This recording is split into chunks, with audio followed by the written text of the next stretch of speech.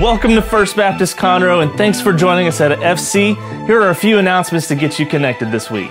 Wherever you are in your walk with Jesus, we want to help you take your next step. If you love FC on Wednesdays, you'll love joining us for life groups in church on Sundays. Life groups start at 9:45, and we have groups for everyone. Are you wanting to dig even deeper into God's Word? Then we hope you'll stick around for FC Equip immediately following FC. FC Equip will better equip you with the knowledge that it takes to make disciples. Students, school has started, and that means See You at the Pole is right around the corner. See You at the Pole is an international time of prayer where students around the globe meet at their school's flagpole and lift up their friends, families, teachers, schools, and nation to God in prayer. That night, we'll have a special time of worship and prayer here at FC. Fall Retreat is right around the corner. We hope you will join us October 8th through 10th at Piney-Woods for an amazing weekend. Cost is $100, and you can find more information and sign up online. Lastly, we want to encourage you to connect with us on social media. Make sure you follow FC on Instagram and like us on Facebook.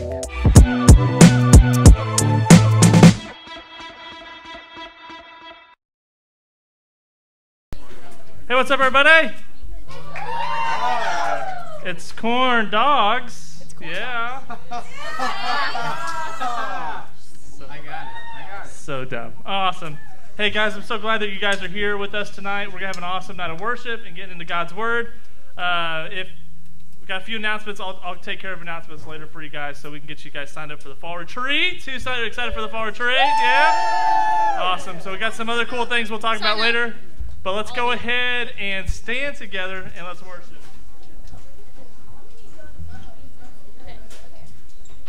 Psalms 96, 1-2. Oh, sing to the Lord a new song. Sing to the Lord, all the earth. Sing to the Lord, bless his name. Tell of his salvation from day to day.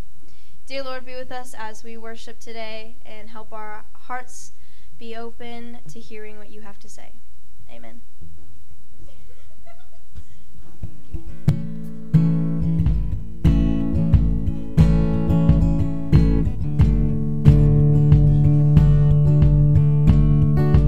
Side,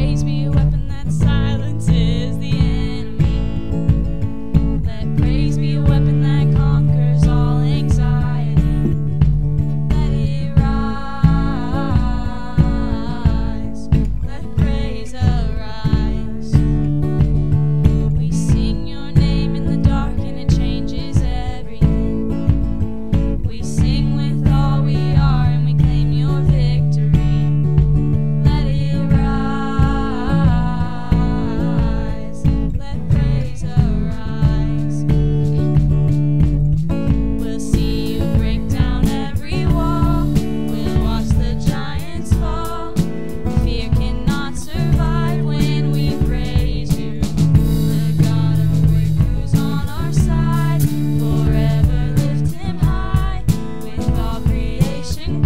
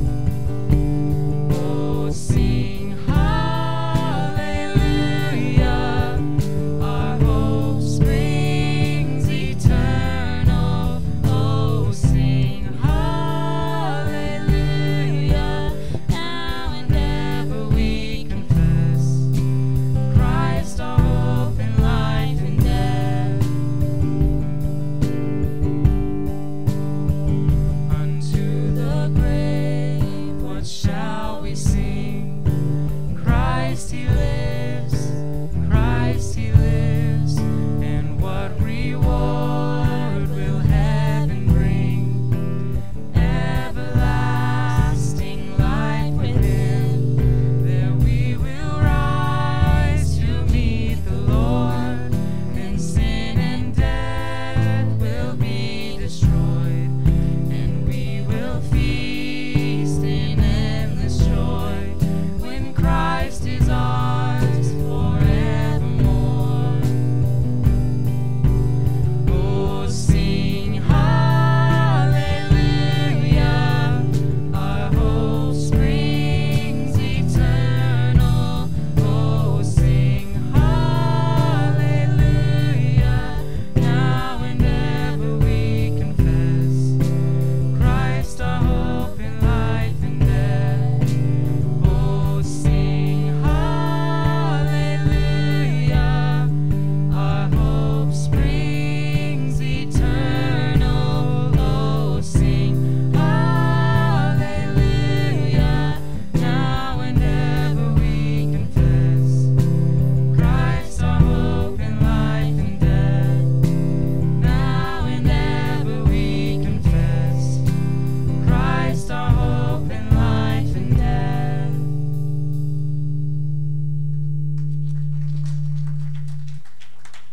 Let's pray. Dear Heavenly Father, I thank you for this night and all these students who came here today to worship you. God, I pray that you just speak through Michael and that we can just all learn something new this week, God. We're all going through things and sometimes it's hard to come here, but I just pray that you keep us coming every week and that we're always coming to learn something. In Jesus' name I pray. Amen. Hey, what's up, guys? What's up? Are y'all good? Y'all doing all right tonight? Has everybody recovered from homecoming week? That is the question. Have you all put your mums to death from last week? All that fun stuff. Had to bury those things in the backyard somewhere. Awesome. Hey guys, but I'm so glad that you guys are here with us tonight. I'm so glad to have you all back that had to miss last week for homecoming parades and everything else. I know we do have some people out tonight at Conroe. I think it's the NHS tonight. So we got some students there tonight being recognized and inducted and all that fun stuff. So be praying for them as they share their witness with others through that. The past 4 weeks, 5 weeks if you include tonight, we've been talking about the Gospel of John, and we've been talking about all the moments where we see that the Gospel writer John, where he tells us something about Jesus' time, in his time, his hour. And we've been focusing on all those times because these moments are very important to the big scheme of things where John is trying to lay out the gospel moments all throughout the whole story and life of Jesus, all the way up until his hour, which is when he goes to the cross and dies for our sins. That's the hour. His hour has been coming. His hour has been coming. Last week, John chapter 13, we enter into the upper room discourse, which is just basically whenever he's in the upper room with the disciples on that Passover night where he washes their feet. He's going to share the Lord's Supper and talk about the new covenant that's going to be made in his blood. That's not this where we have to make sacrifices anymore, but he's going to be the ultimate sacrifice to end all sacrifices. That as we point to him, as we believe in him, we can have life through him. Tonight we're going to kind of continue that same discussion, because what happens is they're all around the dinner table, they're sharing these intimate moments together where Jesus is sharing these awesome truths with his disciples, and he says, all right guys, let's get up and go for a walk. And what they do is they leave that upper room and they begin to walk on this journey, on this path outside of the gates of Jerusalem, out onto a hillside to a place called the Garden of Gethsemane, where he is going to be praying that night before he gets arrested.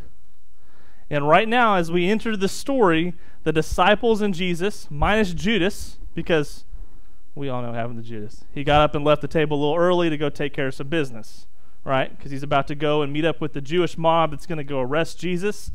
But it's Jesus and his 11 disciples now on the road heading to the garden as Jesus is continuing to talk to them about some important things that they need to know.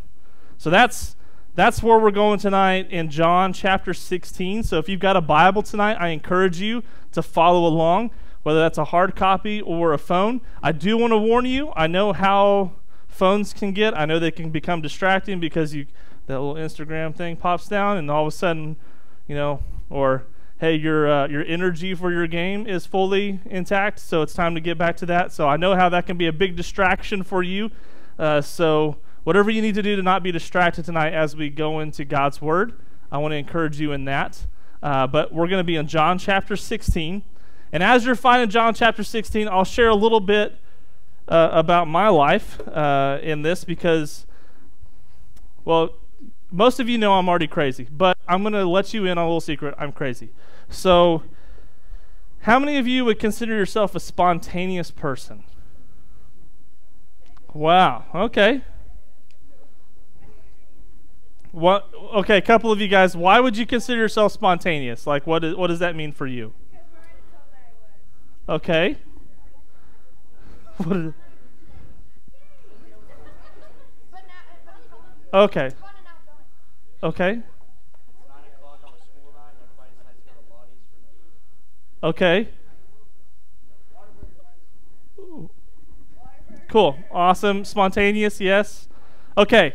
Let me let you in on a little secret. Your youth pastor, me, is not spontaneous at all.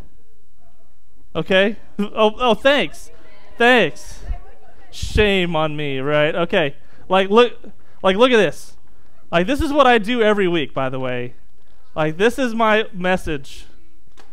I write it out because I am not. Everything needs to be planned in my book. Okay, so this is never more evident than whenever my family and I go on trips or go places. Okay, so here's what happens to Pastor Michael whenever we decide to go on a trip somewhere. I need to know every single detail before we get in the car and leave.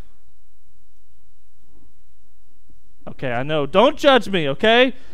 Boo, I know. Okay, so, think about this. I need to have a plan. That plan needs to include times. When do we get there? What time do we leave? Are we going to have lunch there, or are we leaving before that? When are we leaving if we're not leaving for lunch? I need to have directions. And I don't just go oh, what's the address? I'm going to plug the address in the night before. I'm going to know how long it takes. I'm going to calculate the distance and what time we need to leave, all based on that information. I need to know where we are going. And I don't just need to go oh, we're going to that building. I need to know, is there a parking lot that we're going to actually park in because I need that address? I don't need Minute Maid's address. I need the parking lot next to Minute Maid's address. Do what? Thanks, Anna. Okay. We need to know costs.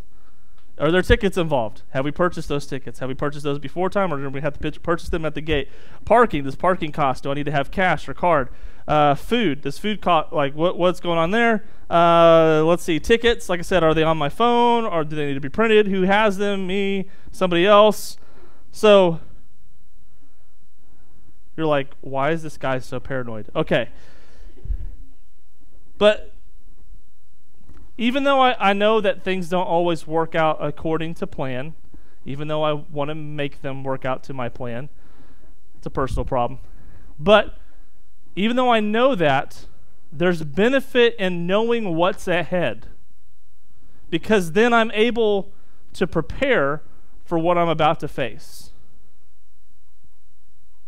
See, when I make those plans, my whole thing is I want to know what to expect. Once I get to that location, I want to know what things are going to look like so I can make good decisions and be able to then be a little spontaneous in the moment because I've made the plan ahead of time, because I know what to expect. As Jesus is walking on the path with his 11 disciples, he's already talked about what he's about to do. He's already told them what they need to be about. But now he's about to prepare them for what they're about to face. He's about to give them this glimpse into what life is going to be like whenever he leaves. because he wants them to be prepared.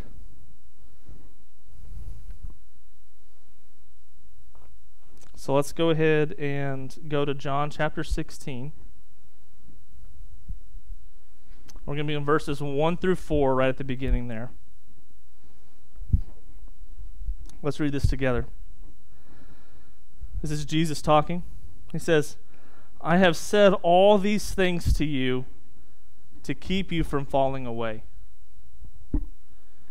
They will put you out of the synagogues.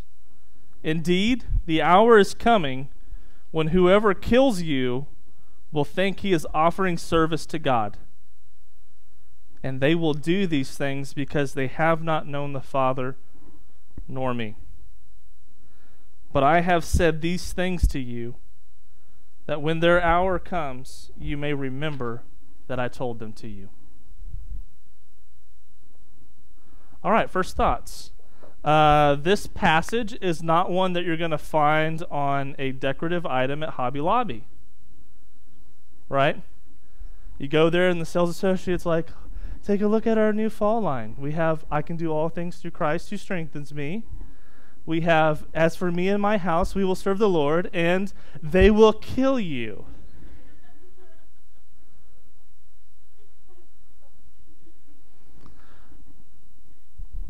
This isn't the verse that's going to be quoted after the big win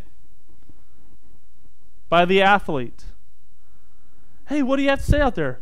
Well, we just fought really hard as a team, just so proud of them. And first I thank my Lord and Savior Jesus Christ, who warned us that we would be killed by our enemies.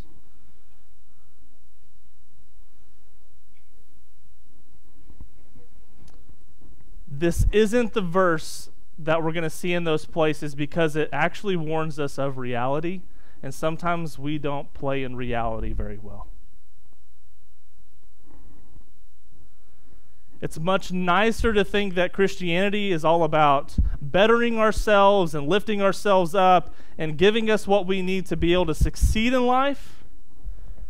But we very often miss the very hard truth that real Christianity brings persecution. But why? Why does Jesus warn the disciples of this? So he tells us right up front in verse 1, right?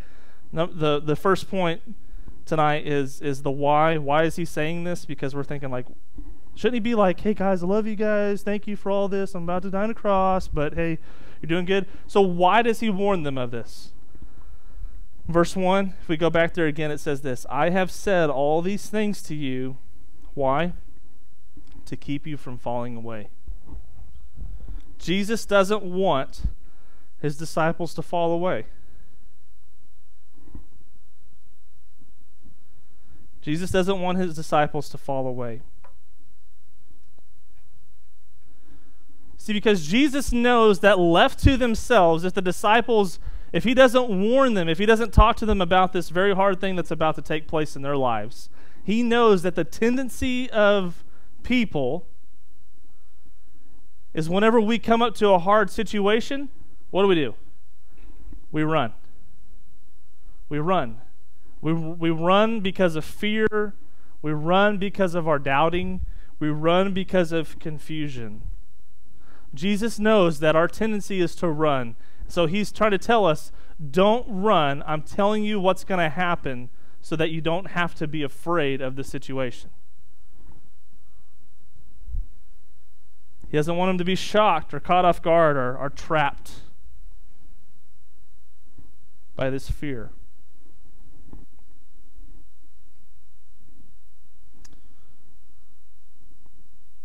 What's interesting is that if we keep reading in the story, what happens to the disciples as soon as Jesus is arrested?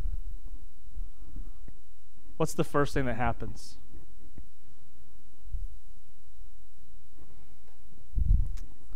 The first thing that happens is that Peter grabs his sword and out of the confusion decides that the best reaction is going to be to chop off somebody's ear, trying to defend Jesus.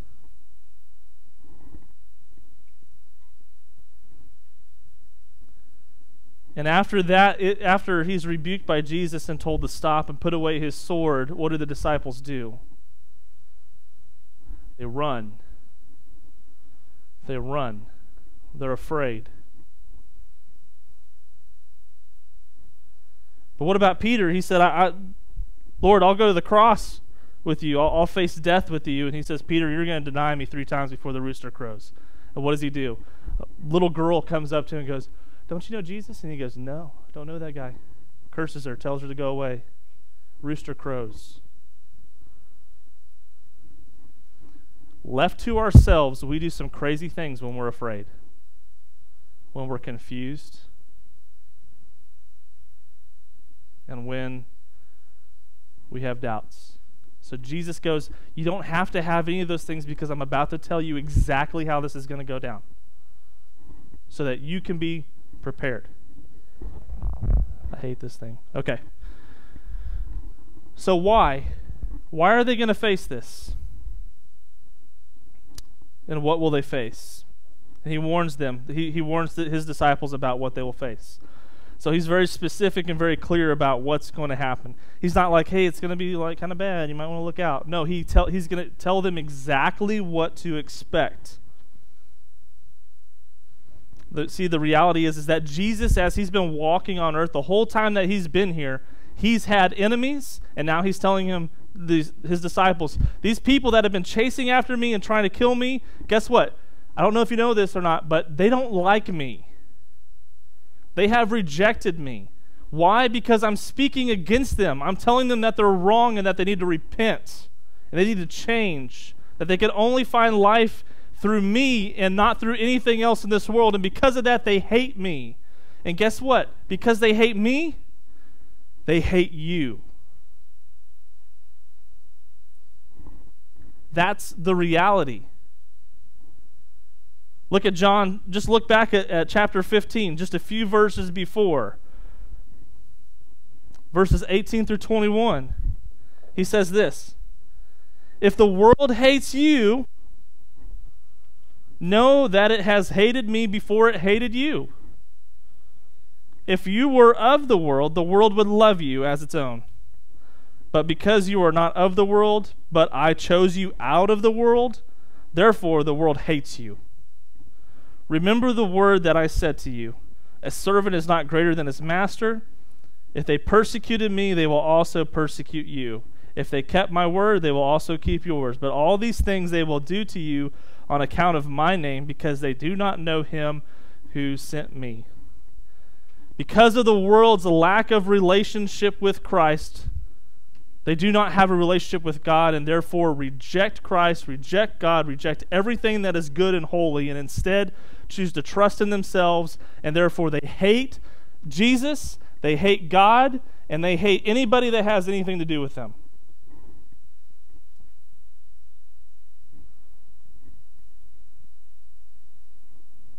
It's the reality. So what's going to happen? He's very specific here. What's the first thing he tells them they're going to do?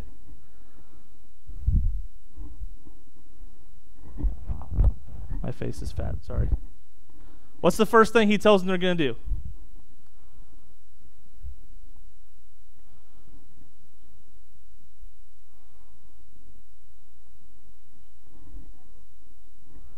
Do what? Say it louder for the people in the boat. They're going to put you out of the synagogues. Oh, we're going to have to find a new church. Is that what that means? You know it's more than that, right? It's not as simple as just like, hey, the church in your town is not going to like you, so you're going to have to go to another town and find another church. No. This isn't like today where, if I make you upset one night and you're like, oh, that youth pastor makes me mad, I'm going to go to another church. That's not what we're talking about here with the whole putting out of the synagogue. Here's what this means. Being put out of the synagogue meant that you lost your family. Your family identity. As a son, as a daughter, your family would go, you are not one of us anymore. You don't belong to us anymore. you're out. You lose your job. No one would hire you because you were out of the synagogue. You're considered an outsider of the nation of Israel. Like your own people would just be like, you're an outsider. We reject you. You're not welcome here. You can't eat here. You can't come here. You're not welcome.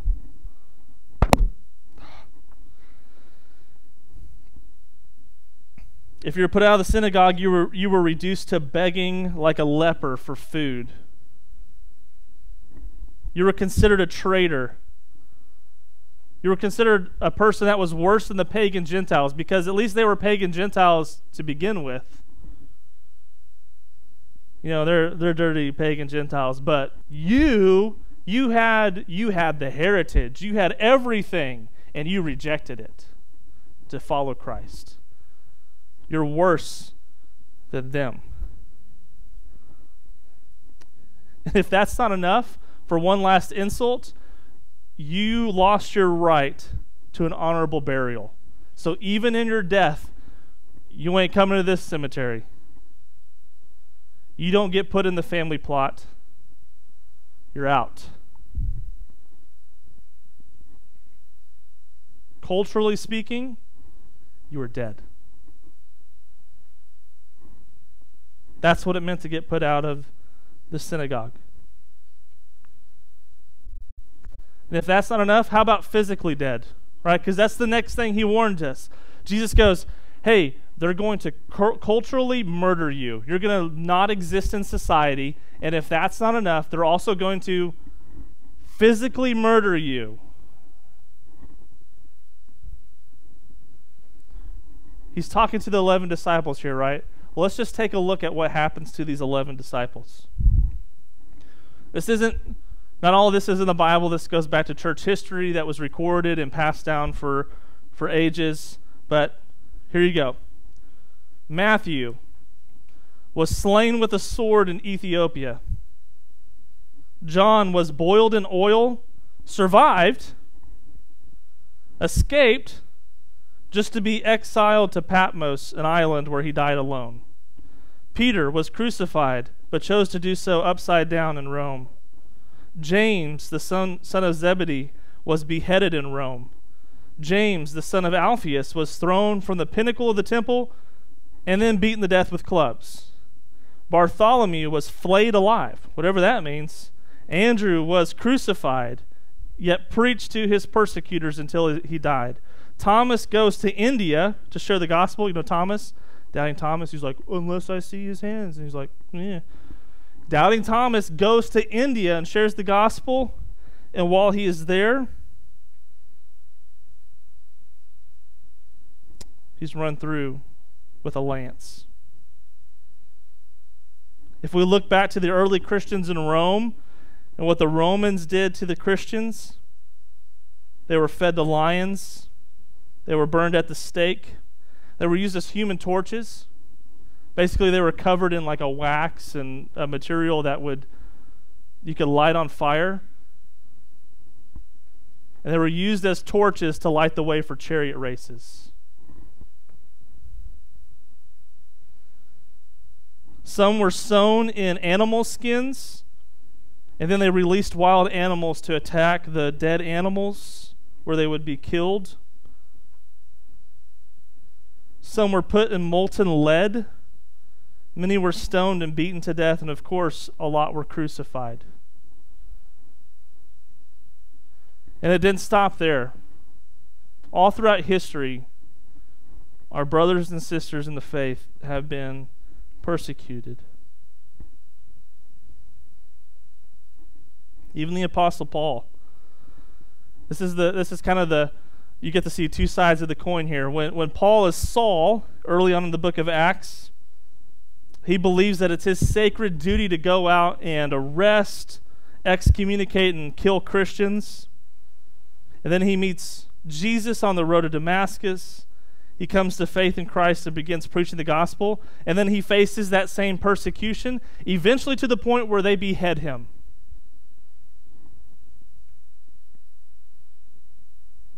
Side note, this is not in the message, but like also important. All right, so detour, take it with me here. Think about this. If you're struggling to believe what the Bible has to say, what people in their right mind would face this sort of death over and over again for a lie? It's obvious. Disciples, the same 11 that were walking on the road, 16, these same 11 disciples really believed that Jesus was who he says he was.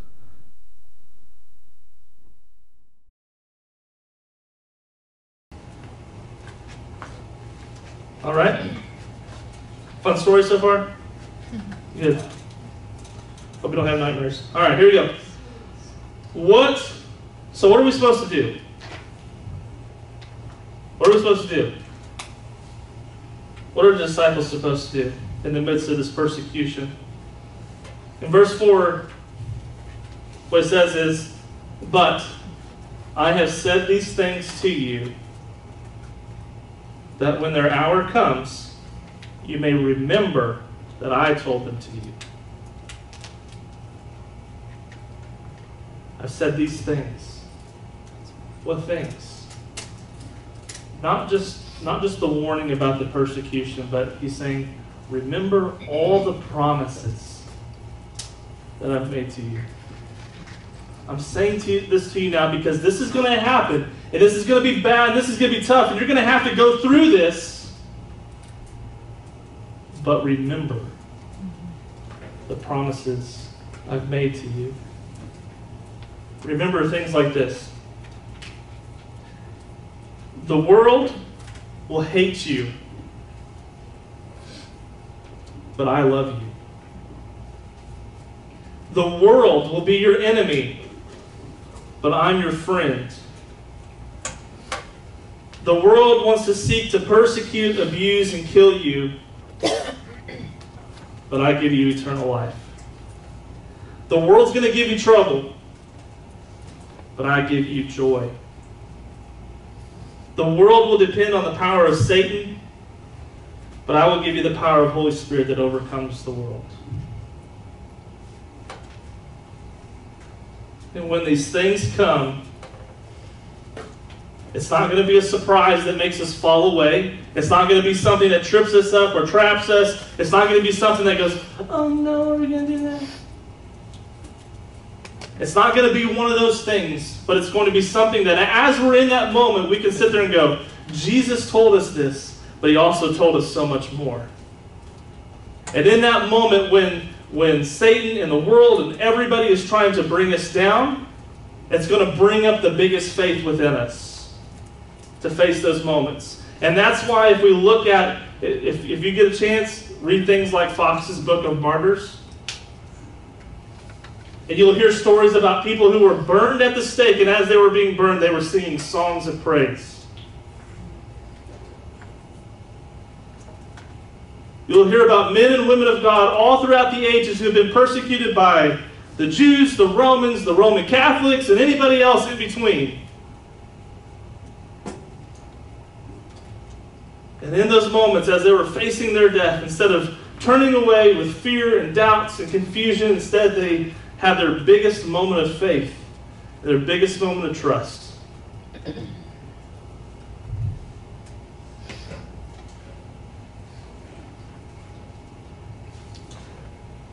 What about you? See, we can read that and we can think of all those stories of church history and all these people that have displayed faith beyond reason. But what about us? We can even talk about today how there's fellow brothers and sisters all across the world in different countries right now that are losing their lives for their faith. What about us? So tonight, just to kind of finish and bring a little bow tie on this, here's a question to think about. Have you ever wondered why you've never really been persecuted for your faith?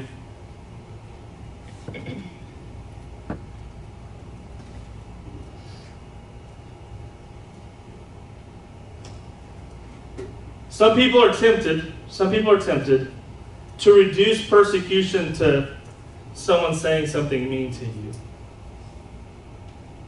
Like, oh, I'm persecuted for my faith. Someone called me a church person, and that was really mean.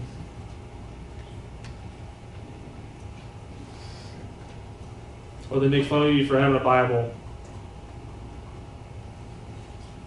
The temptation is to reduce it to that. That's not persecution.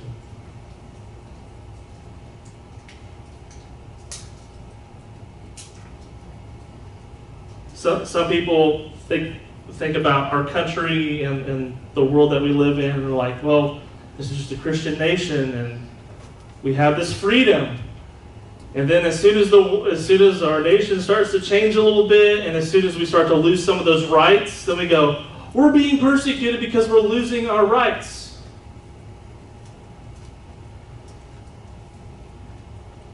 That's not necessarily persecution either. See, persecution is when you are hated and despised by the world, where they want to kill you. See, maybe the reason that you haven't been persecuted, or the reason I haven't been persecuted, is because we're living a brand of Christianity that's so watered down that these disciples that were walking with Jesus might not even recognize what kind of faith that was.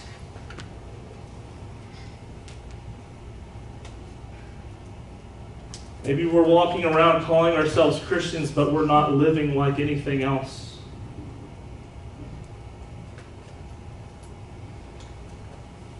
Maybe that's the reason. Maybe that's the reason. It's so watered down it doesn't match up with the radical faith that spurred these men on to go and begin the church, and in the midst of all that persecution, grow.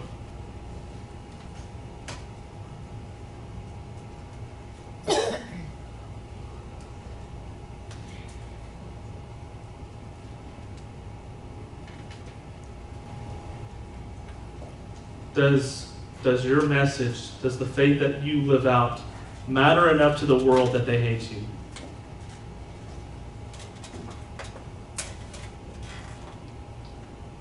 That those who reject the message of the gospel will hate you? That's something that we all need to figure out. Imagine what God could do through a group of teenagers who just said, we're going to live with abandon, and we're going to put all the junk of this world behind us, and we're just going to follow Christ with everything that we have, and we're going to live out this radical faith that we see in the Scriptures, that we're going to trust God, that we're going to be bold, that we're going to share our faith, that we're going to pray for one another, that we're going to pray for the lost, that we're going to go above and beyond and love people to a point that doesn't even make sense. And if the world hates us and rejects us, who cares? Who cares? Could you imagine how we could be used by God if we would just surrender to Him? Let's pray. Father, thank you for your love. Thank you for the warning of what we should expect to happen to us.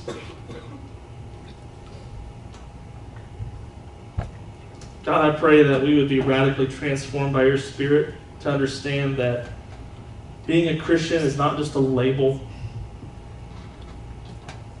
It's not just what we do as a family, or a school we go to, or a club we belong to. It's not just a Wednesday night thing or a Sunday night thing. But Christianity is an all-out relationship with you.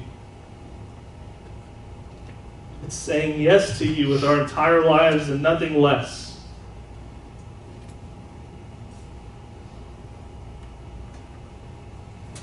It's saying you're our hope, Christ, in life and in death.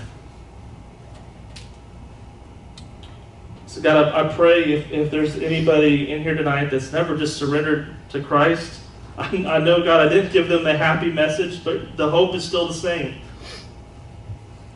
That we're fallen sinners, that we're separated from you, that there's nothing in this world that offers us any hope. All the world wants to do is destroy us, but yet, God, you loved us, and you died for us, and you give us life. So God, I pray if there's a student in here that doesn't know you, doesn't have that relationship with you, that they come talk to me or one of the other leaders. That tonight would be the night that they would go from death to life. And God, for the rest of us who are your followers, God, I just pray that you would humble us, that you would bring us to our knees about the fact that we need to be living a radical faith that changes this world. And that we can't be satisfied with just this watered-down version. Because it doesn't satisfy us. And it does nothing for the kingdom. So God, help us to be transformed.